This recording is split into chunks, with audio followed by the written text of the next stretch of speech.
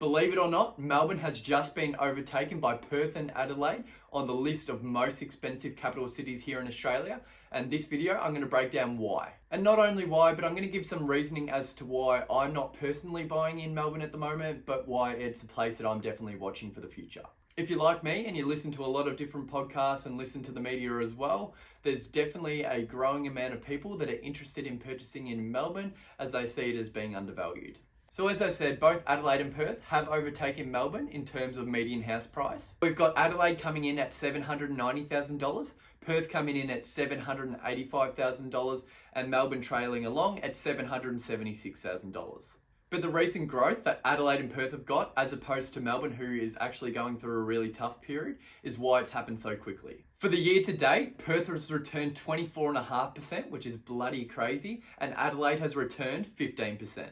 Melbourne, on the other hand, has returned -1% according to CoreLogic. Now, all these figures are just the averages, so there's definitely going to be properties that perform worse, definitely properties that have done better, mine have done a little bit better than the Perth average, that's for sure, and then there are going to be ones that in Melbourne that are obviously better and worse, but these are just the average figures. So the average property in each of these locations, that's what you would have returned. And this trend doesn't look like it's changing. If you look at the quarterly figures, so the last 3 months for Adelaide and Perth, you've got 4.1%, so that averages out to over 16% for the year, and Perth has 5.8%, which is just under 24%, but both of them are still motoring along. Melbourne, on the other hand, their quarterly figure, so for the last 3 months, they've returned -1.2%. So over the year, this brings their total to -4.8% if this keeps up. So yes, Adelaide and Perth have just taken over Melbourne in terms of median house price, but this doesn't look like changing anytime soon. Now, I'm definitely not saying that the run we're getting in Adelaide and Perth at the moment is going to continue indefinitely,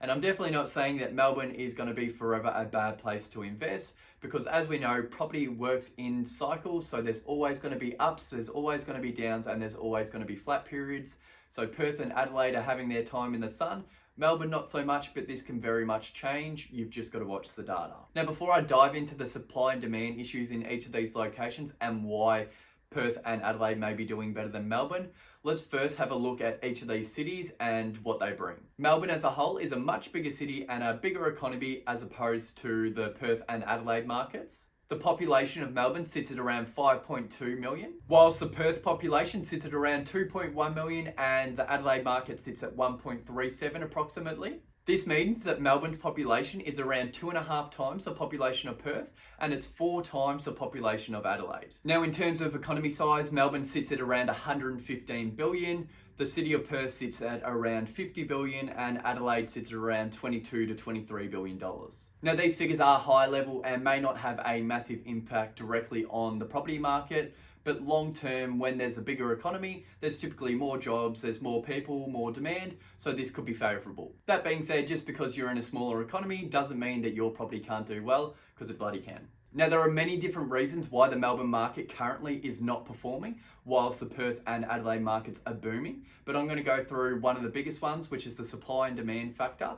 So I'm going to go through the stock listings in Perth and the stock listings in Melbourne to show the impact of what's happening. So around 12 months ago in the Melbourne market, there was around 16,500 houses up for sale. And if you fast forward to today, there's 18,100 for sale. This is a 20.5% increase in the stock on market. And as I said before, property is a game of supply and demand. So if the supply is increasing, you would need the demand to increase with that just to keep to where you are at. But if it's not increasing at that same level or more, you're going to see house prices come down or plateau, which is what we're seeing at the moment. On the other hand, if we look to the Perth market, where I personally have a couple of properties, 12 months ago, there was 6.6 thousand houses available on the market. But if you fast forward to today, there was only 5,600 properties available on the market. So this is a 27.5% decrease in the stock on market. So as we were talking about before, supply and demand, the supply is lessening and there is still a heap of bloody demand there in Perth.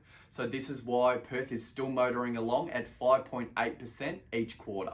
So in basic terms, when the supply on the market does decrease, and it's trending that way, so the market is getting tighter and tighter, but there's still people that are interested in buying in this market, this is where we see price and capital growth, because there's more and more people wanting the fewer and fewer properties on the market, which can only send property prices one way. Now, what can often happen in these markets is people can get FOMO. There's not enough houses on the market that come up. So when something does come up, they just think, let's just pay a little bit above what we should just to get into the property because I don't want to miss out. This again is what causes capital growth, and it's really good when you're in the market, but when you're not in the market, it can be really hard to bloody buy. So this is just one data point that I'm personally monitoring, but there are many different other ones that you can follow along like I do myself. To be able to find these data points, I spent hundreds of hours reading books, listening to podcasts, and spent over $10,000 in different courses to fine tune my knowledge so that I know exactly what I'm looking for. People ask me all the time, is the Melbourne market somewhere that I'll be investing in? And for right now, it's no, but it's definitely an area that I'm keeping an eye on. And the reasons being is, number one, the data isn't great in Melbourne at the moment. We've already gone over one data point, and there are many different data points, but a lot of them aren't favourable at the moment. They're not on my list and they don't meet the criteria, so I wouldn't be buying there for that reason. That being said, this can change around, so that's why I'm monitoring the market and these data points. Point number two is the lack of yield in the Melbourne market. So this is the same for Sydney and even some parts of Brisbane at the moment, but the yield is typically anywhere from 2 to 4% on any property in Melbourne. For me to get this property positively geared, I would either need to put a large deposit down, which I don't have the money for, or I would need to manufacture some cash flow. So I would need to buy a property that I can put a granny flat on, or I can subdivide, or somehow increase the rent and get it positively geared. Now, this is definitely something I would consider once the data starts turning around for Melbourne, but it just limits the amount of properties available because not all properties are subdividable and have enough land and have the right zoning to be able to do these things, but it's definitely something that I would consider doing. So basically the answer is no, I'm not buying in Melbourne right now. I'm currently looking at regional Queensland for my next purchase. I've got enough properties in WA, that market's done really well and is continuing to do well, but I want to diversify my portfolio, so I'm looking to regional Queensland where there's some really good data at the moment. Now, for me to buy in a place, as I've said throughout the video, the data needs to be right and it also needs to meet my strategy. So personally on each of my properties, they've all been on over 600 square meters. They're all over 6.5% yielding to match my strategy of purchasing in the company and trust structures. And they're also all subdividable and have the right zoning with side access. So this means that if I want to add some cash flow into the portfolio later down the line, I have that option, and I love having options. Now, this is the end of the video and I'm sick of hearing myself talk. So if there are any other topics or places you want me to go over and talk about, make sure to comment below. I've been writing down the list of all the comments and I'm going to get through each of them.